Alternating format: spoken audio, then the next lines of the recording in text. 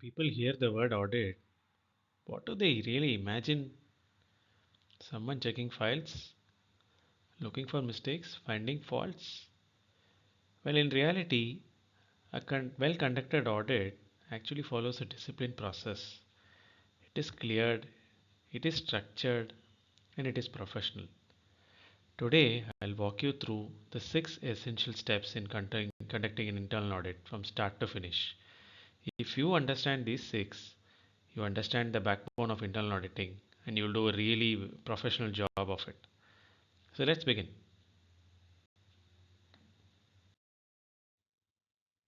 Every audit, whether it is IT, finance, operations, compliance, follows these 6 stages: planning, engagement kickoff meeting, fieldwork, exit meeting, reporting, and finally follow up.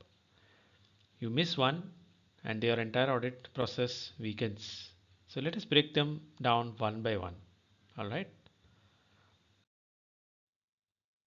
First, we start with audit planning. This is where the audit is won or lost. I mean, we just start before we test anything, before we do anything else. We must understand what are we auditing, why are we auditing it, what are the key risks, what are the key controls, what should actually exist, and this is how we are planning what we do and how we do, right? Now, this includes defining a scope, understanding the process, identifying risk areas, preparing an audit program, and many other things. So, if you rush planning, everything becomes chaotic. So, a strong plan, as they say, well begun is half done. It brings you that clarity in terms of the way you want to do what exactly it's supposed to be done in the direction, and as well as confidence, regardless of whether you are a seasoned auditor or just a starter. So a good auditor just doesn't jump into testing. So they think first about all of these things and they plan their way into the audit.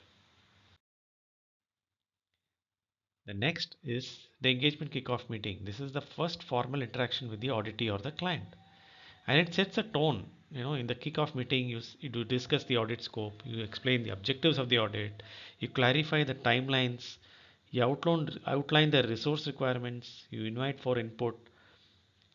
You have to be aligned with the stakeholders. If the stakeholders don't understand what you are doing, the resistance starts early. So it is very important to build that clarity so that you will get cooperation of the auditee or the client as well. Next is fieldwork. This is where the real action starts. You know, uh, Fieldwork is all about evidence. You test transactions, you analyze processes, you review documents, you interview staff, you gather facts. There is no place for assumptions. You test reality against the policy.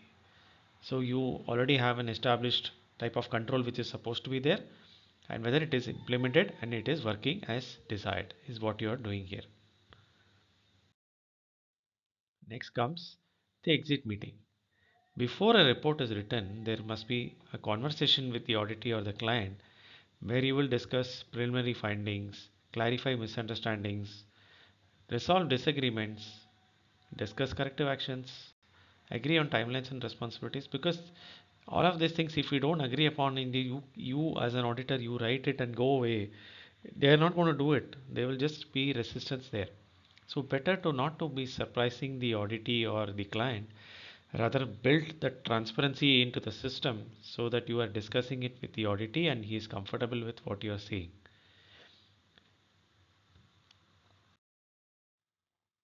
Now comes the formal communication, the audit report.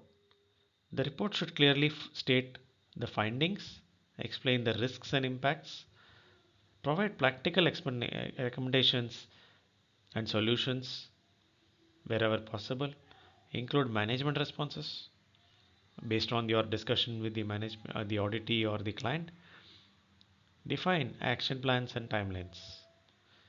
First, you share a draft. Then, based on the draft, you invite management feedback.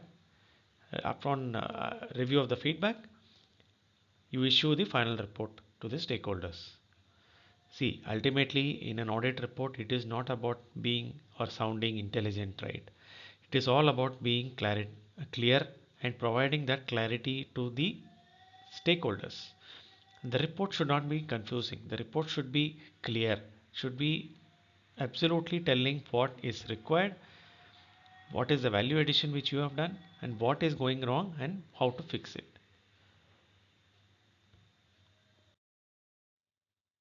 Follow up. Last but not, this is the last, but ultimately it should not be taken lightly. This is where people underestimate the power of follow up. An audit is without follow up, it is just merely a document. Your report is not going to have any effect or impact if it is not going to be closed. So corrective actions are supposed to be implemented. Deadlines are supposed to be met. Controls are supposed to be strengthened. This is where the audit creates real value, because this is where the improvement comes, because that is your ultimate goal. It is not about reporting or fault finding, right? An auditor ultimately helps to improve the organization's processes, the effectiveness, and the efficiencies. So here you go, all the 6 steps once again: planning, kickoff, fieldwork, exit meeting, reporting, and finally follow up. This is a simple structure, just 6 steps.